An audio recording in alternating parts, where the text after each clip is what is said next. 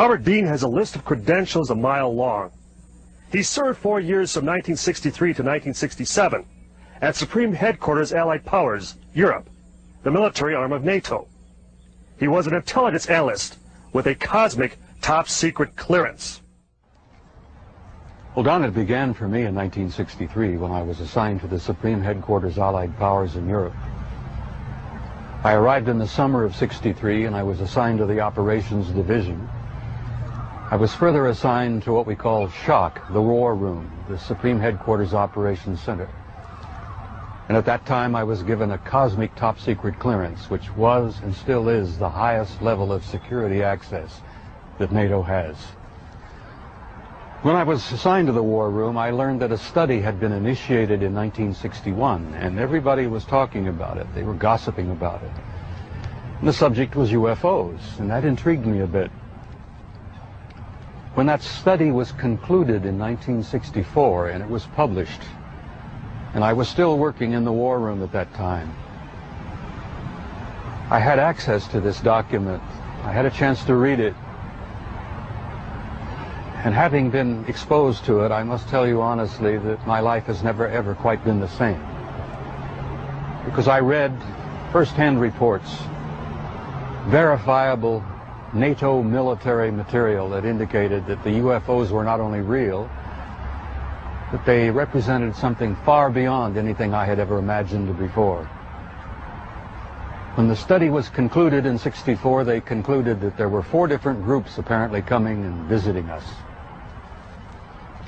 Out of those 4 different groups, one group looked exactly like we do, so much so that they could sit beside you in a restaurant or in an airplane or in a theater, and you'd never know.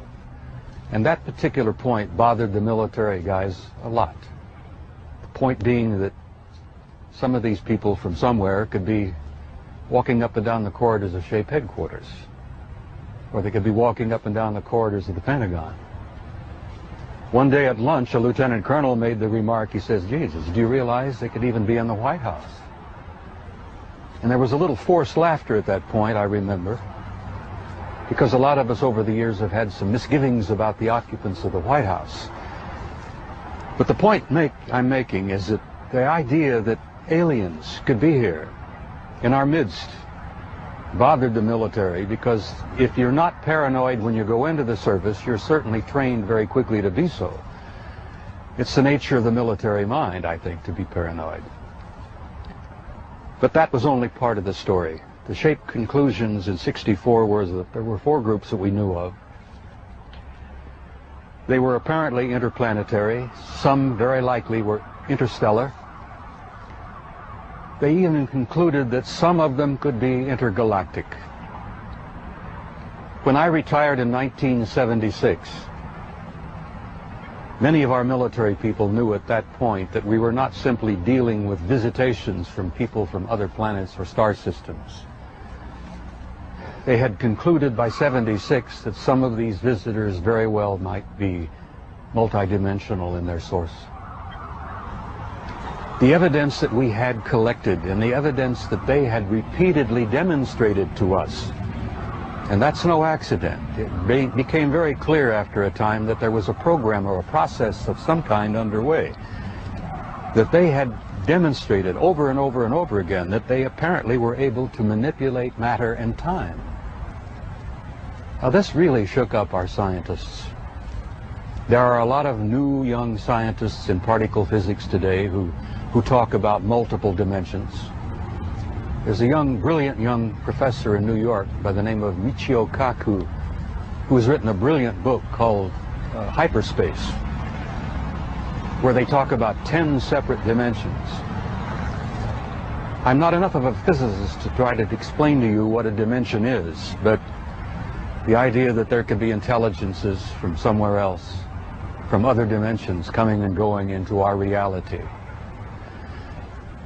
It's been quite a shakeup in traditional science. I guess I speak out openly and bluntly about this because I feel so strongly about it. I violate my security oath every time I speak about it. I do it intentionally, and I do it on purpose. because I feel so strongly that the American people not only have a right to know the truth, but they have a need to know the truth. The truth, Don, apparently is simply this, that we're not alone, we've never been alone.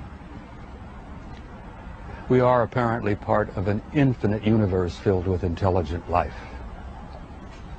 I find that exciting. It doesn't frighten me.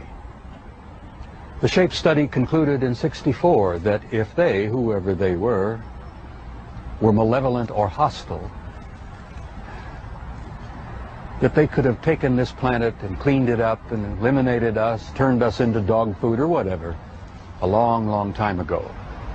That the historical evidence indicates that they've been with us a long time, and I've concluded that we had what I like to call an intimate interrelationship with at least one of those groups, the group that looks exactly like we do.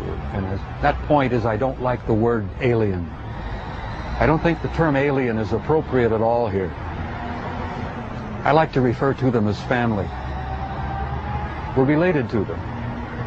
I think they had a hand in our being here. And I think the time has come where we're about to meet our extended family. It's going to be very soon. And the people are not ready. And one of the reasons I do speak out so bluntly and so openly is if in some small way I can help people get prepared for this.